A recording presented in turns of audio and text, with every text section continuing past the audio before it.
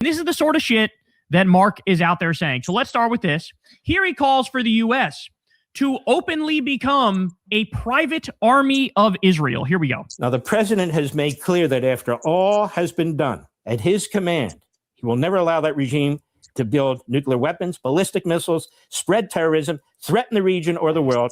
And that can be accomplished in multiple ways by people who are a lot smarter than I. But some of the public reports have out there the suggestion, among other things, that we have a base in Israel. I don't know if they would go for that or not. I'm not even advocating. I'm just talking about possibilities. And the other, of course, is that we have a military presence. It doesn't have to be right directly next to Iran, but a military presence.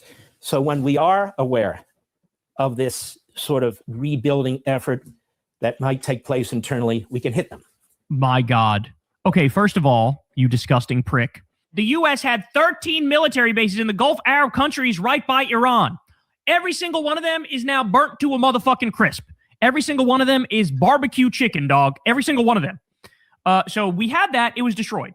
He also advocates, well, we should be able to just like bomb them whenever we want. So that's why we should also be in the region. Yes, what you're advocating for is the same model that Israel uses in Gaza and Lebanon. The perpetual genocide model. The cut the grass model. And then also just admitting it openly. Like, I'm not even advocating for it, but I am advocating for it. You should have a permanent base in Israel. So in other words, let's have the U.S. do all of Israel's dirty work, all of their illegal wars of aggression for us. You guys should be there, and you guys should take care of that. So this is not about slavery. He wants to make it about slavery. You know, it's like, dude, like you want to move the goalposts into old slavery, and then people are experiencing their karma. Well, let's actually talk about what the war is really about right now, 2026, right now in this moment. Now, if the slaves were uprising or the Ethiopians were uprising and they were attacking Iran, big difference. If Tanzania was attacking Iran, big difference. But it's Israel attacking Iran, and you got America jumping in, and now it's like people are mad because their files are getting out, and now it's like, well, you know what? If you don't do this, then we're going to do that, and blah blah blah blah blah. This has nothing to do with slavery, the slavery of the Africans. This has nothing to do with karma from that time frame. This is 100% a bunch of crazy sociopaths that are willing to just don't care about human life because they want to play war games. And they want to see if their new weapons that they came out with is going to work. That's what it sounds like to me. And that's the thing about it, DJ. You know, Netanyahu wanted to extend its borders of Israel. And that's how we got in this mess in the first place. And Trump listened to him, obviously. The people who are his advisors are pathetic. Because now it's gone to a place of no return. Thank you. This is the sort of shit that Trump is listening to 24/7. And then, you know, these people get mad when you say you're Israel first. I don't know what the fuck else you can call this. By the way, I've long suspected that Mark Levin might be a Mossad agent. He just gives me the vibe. I'm like, how the fuck did you even get a primetime slot? The most talentless fucking hack I've ever seen in my life on a microphone. And somehow you got a fucking primetime slot on Fox News to yell at people with your nasally, weaselly voice.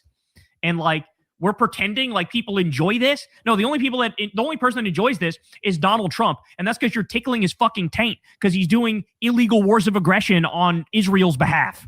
So just absolutely disgusting. But he's not done because we also have this. Here, he very subtly implies, well, that maybe Trump, you should nuke Iran. Listen, here we go. And the casualty numbers, as horrible as any casualty is, need some context. Let's look at World War II.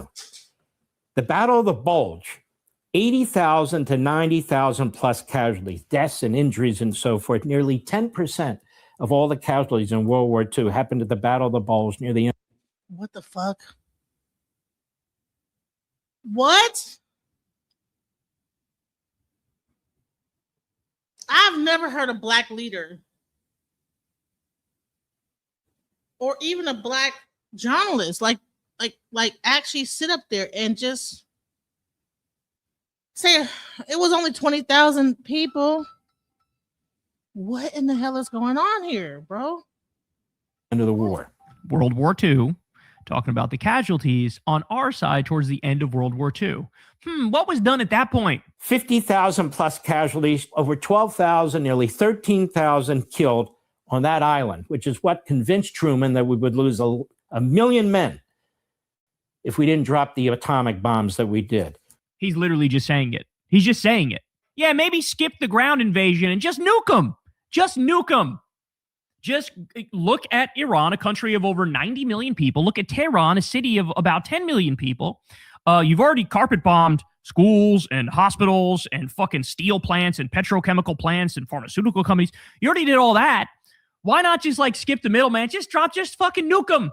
Just nuke them. Because to him, he thinks, well, Iranians are just like primitive barbarians. I think he almost like directly calls them shit like that. They don't count. They're not human like me and you. They're brown and they're Muslim. On top of that, fucking bomb them. Just nuke them. This is the shit Trump is listening to. These are the kinds of shows he's promoting. My God, man, we're so cooked. Oh, we're so cooked. The Battle of Normandy that you're familiar with, 120,000 plus total casualties, almost 21,000 killed.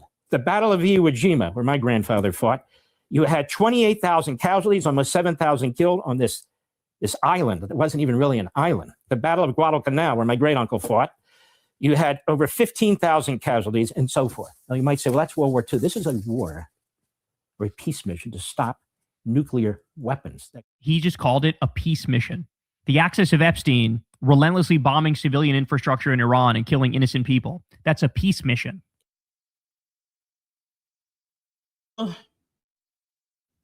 Mr. Bosky, Bosky, long before Trump was in politics, mentioned we need to take over Iran because our government destroyed it and made it a terrorist regime.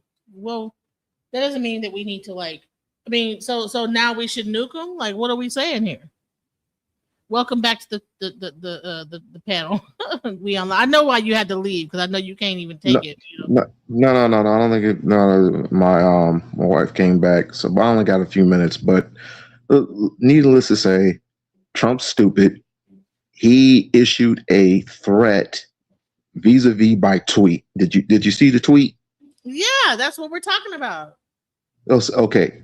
So that's the whole thing this conversation is, and we're like 3 hours away from this supposed attack that he's about to do.